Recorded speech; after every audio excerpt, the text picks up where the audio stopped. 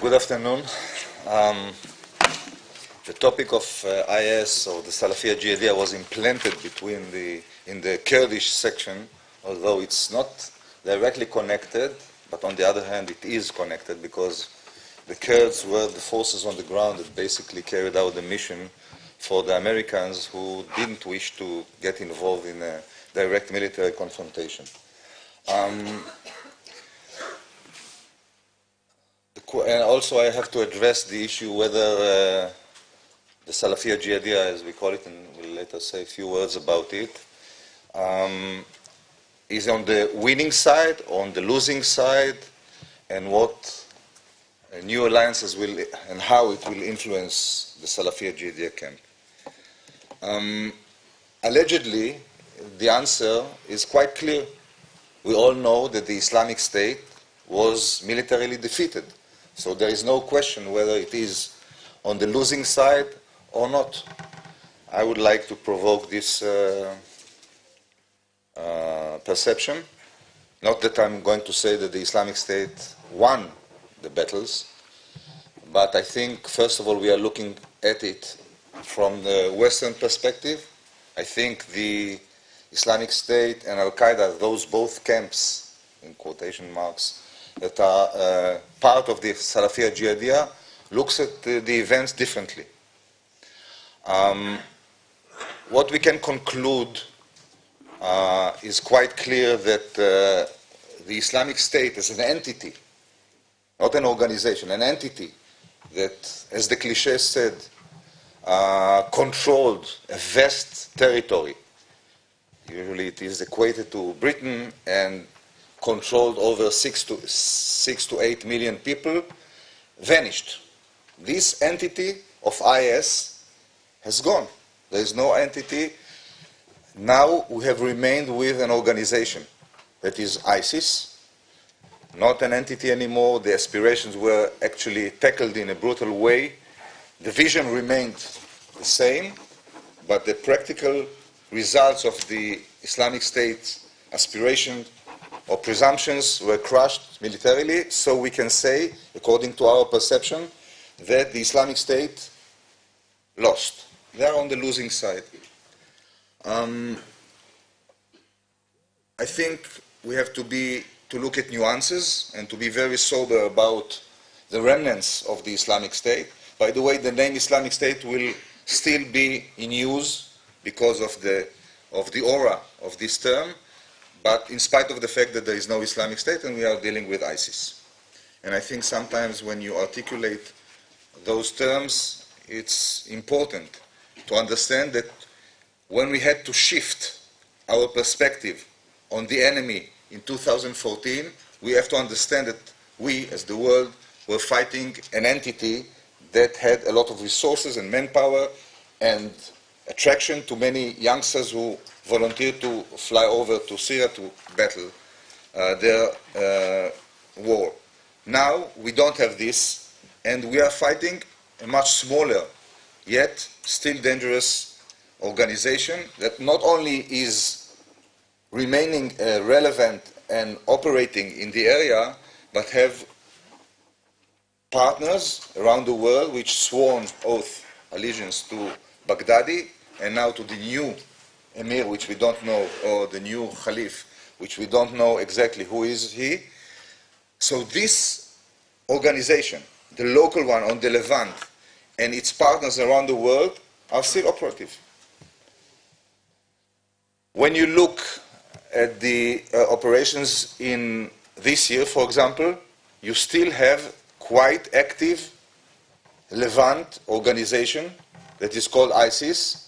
Every week they are operating and carrying out insurgency, terrorist operations in high numbers. Not only them, there are partners in Libya. Also we had now an article on Ares by Amos Arel, who again remind us that we have the Sinai province still active. It's part of this alliance called ISIS, and in Libya and Algeria and other places. So they're operative.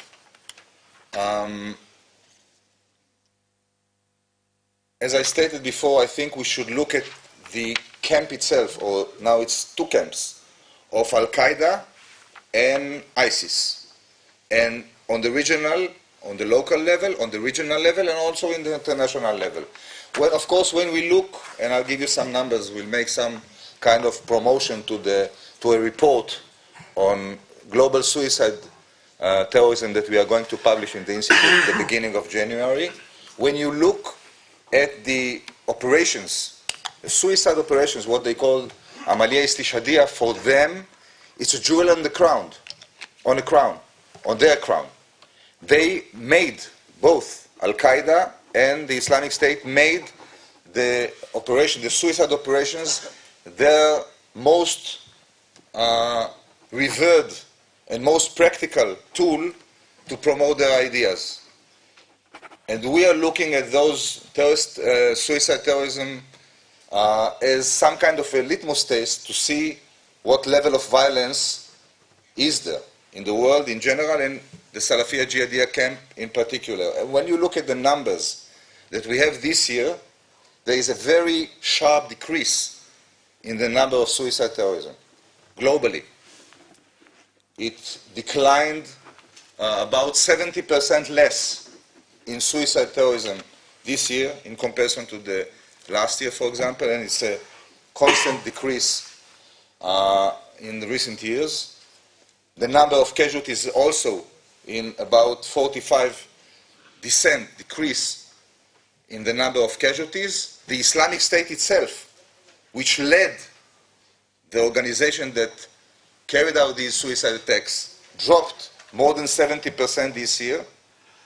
In Syria, for example, we count about 21 suicide attacks vis-à-vis 36 last year, and in Iraq the sharpest decrease is 6 operations vis-à-vis 30 and more 32 operations last year.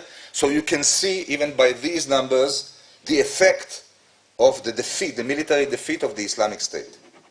So there is no question in this sense the Islamic State is defeated. ISIS is remaining but active much less, but still very active. And we also need to take into consideration that they are in a period of resurgence, if you wish, but more of rearranging themselves and realigning themselves and their partners around the world. They are in transition points. So what is very ostensible this year, thanks God, that we don't put terrorism, international terrorism on the agenda. It's not one of the topics that people are bothered with. In comparison to the previous years, in 14 and 15, the Islamic State was the most talked about topic. And international terrorism was a major threat. This year, it's put to the margins, which means that we won, right? So I would say that the Islamic State is in the losing side. ISIS is rearranging itself with its partners. But I think that the sigh of relief is too early. I would like to say a few words about the American retreat. We have a panel that is dedicated to this issue. We have a president that I think even Lindsey Graham, his adherent or former or maybe a disciple of Trump, if he's asked what is the policy of the United States in our region, in the Syrian arena, I'm not sure that he can give a definite answer to this. I don't think that nobody understands exactly what the American policy, or rather Trump's policy is. The fact is that he declared a victory on the one side, too early to my mind, and the withdrawal of the American forces from Syria. They made some kind of adjustment, keeping some forces to maintain their control over the oil and the profits of the oil that may be relevant to his view and his set of mind.